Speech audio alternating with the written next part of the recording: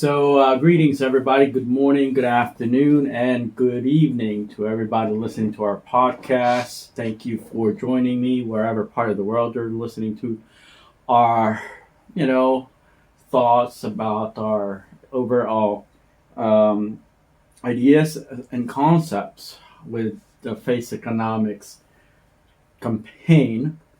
As most of you know, Face Economics is a platform based on the utilization of the social media environment to expand and promote economic development worldwide. So, as y'all know, I'm still in Europe. I wasn't expecting to be here this long, but other than that, yeah, the weather's changing, summer's coming to a close. Glad that I'm here. Don't get me wrong, I enjoy Europe, quite a bit whenever I'm, in this part of the world. It's just that there are quite a bit of stuff going on in the local markets throughout Europe, and also obviously this conflict in Ukraine that is just kind of persisting, and there is no sights or indication that it's going to be stopping anytime soon or ending.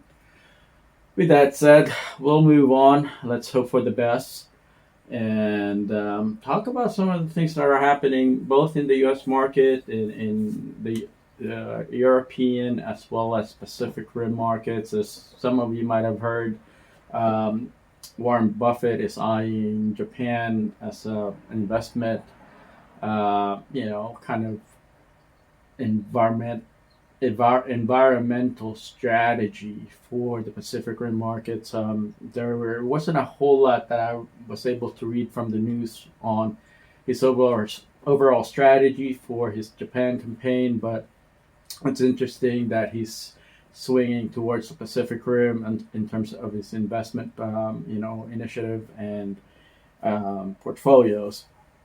So just be on the lookout for additional information on that strategy behind Warren Buffett's pivot towards the Pacific Rim. Also, here in Europe, things are, pretty much been very stagnant. I don't see a whole lot of, economic development or, changes in their overall financial and economic, you know, um, environment and objectives. Obviously, some of the emerging markets and the frontier markets in this part of the world have been suffering, way before the onset of the pandemic, and will probably continue to deal with, you know, various, market forces that will continue to slow things up for them. Western European markets are also kind of becoming more unstable in many ways. So just thought, it's very, interesting to kind of observe that the European market is fairly stagnant. There are some, spurts of growth in some industries, but it's very much the same old, challenges and setbacks that they've been having to deal with. For I would even say maybe in the last 10 to 15 years. So that's something that people should kind of consider and look into further. In emerging markets of Europe, there are some infrastructure that are being developed and things that are being improved in terms of various office buildings being constructed, roadways being improved, airports are kind of being revamped and developed in various parts of Europe. So that might be somewhat of uh, a green flag for investment to consider emerging markets of Europe, but I wouldn't consider a full-fledged investment to happen um, coming into emerging and frontier markets of Europe from Western European markets or in the U.S., even from the Pacific Rim. So that's something that definitely needs to be, looked at further and considered. Consider your strategy. Definitely consider your overall market entry strategy before entering the European market in general, specifically in emerging and frontier markets, regardless of their overall revitalization campaigns. The energy sector is being redeveloped, I should say, and um, it's just pretty much the same old story. But with that said, the upcoming election is definitely proving to be very, uh, nasty in many ways. And obviously, there's always been, mudslinging going on in U.S. elections, but I think it's getting to the point that it's becoming very uncivilized, and it's unfortunate that people haven't learned much from the past, especially when it comes to the election season. You know, people, it's just really nasty. And I think just judging from the last Republican presidential debate, I mean, it's sad to watch. It's like you're basically at the front row of kindergarten bickering and mudslinging and all sorts of crap that was definitely not for anybody to listen to, especially if you're trying to make a sound decision, an informed decision.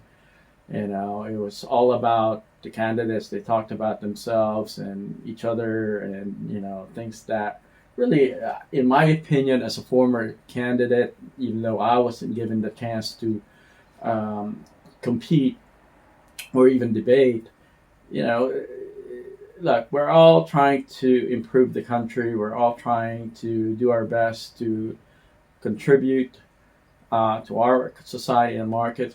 There really isn't any, reason why people could be so mean to each other on a presidential contest. And it's just very unfortunate to see that kind of stuff going on. So I think what I'm going to be doing is continue to follow the presidential election as well as other election, um, cycles in the country, and kind of opine on those, um, and see how I might be able to connect both, economic development with the political environment in the U.S. as the campaign season is now in full swing. With that said, folks, please let me know if there's anything that you'd like me to talk about or consider talking about that is relevant to you. We have a mixed bag of followers. Obviously, some of you are fairly young, and the rest of you are, kind of hovering over this whole new world, new normal social media platform, and you're still not completely, satisfied with some of the things that you're being exposed to, given that you grew up in a country, in a world that never have had this kind of access to mass information easily available and convertible even around the world. So we definitely are now living in a new normal, not just in a country sense, not in a domestic sense, not even in a regional sense, a new normal in the global sense. I remember when people back in the days would send out letters. It would take maybe 1 week to 2 weeks for a letter from, let's say, New York City to reach Tokyo, Japan, and another 2 weeks for the person to send mail from Tokyo, Japan to New York City, right? And today, in the new normal, and with artificial intelligence, it takes seconds, not even seconds, maybe even milliseconds, for that to happen.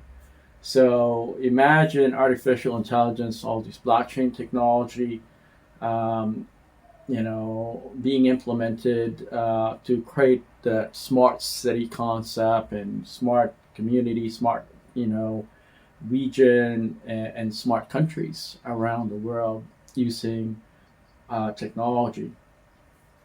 So it will definitely accelerate economic development, and it'll accelerate capacity. It'll increase productivity, and new industries will basically, evolve, from those markets that are implementing, artificial intelligence in capacity building